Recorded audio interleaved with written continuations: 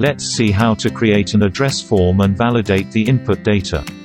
The form's got several fields that have a red border around them, showing that the fields are yet to be filled in with valid data.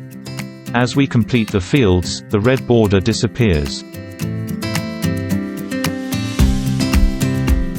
Okay, let's start creating the address form.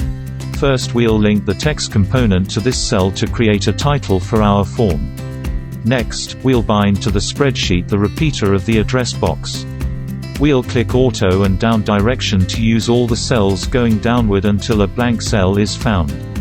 Now, let's display the field labels and placeholders on the screen by binding the text and text input components to the spreadsheet.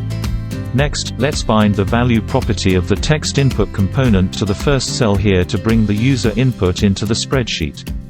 That is what we call a two-way binding. Whatever we type in the text input component will be delivered to the spreadsheet, and vice versa. Okay, now, to validate for empty fields, we'll make sure that validation is enabled and is non-empty is selected. Because the text input components are currently empty, the status of is non-empty is false.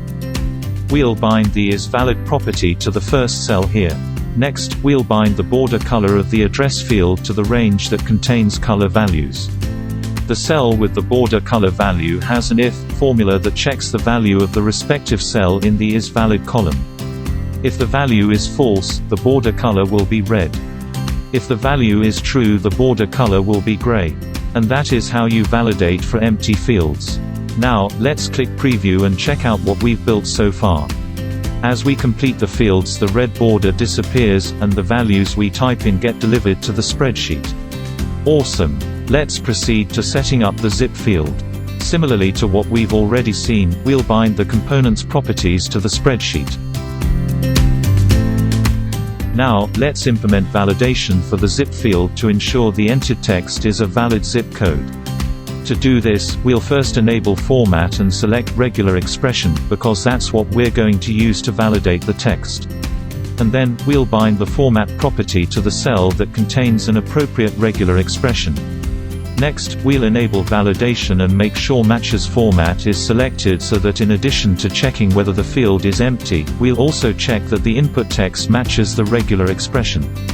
The same way as before, we'll bind the isValid property to the cell under isValid here. And we'll bind the border color to the cell here.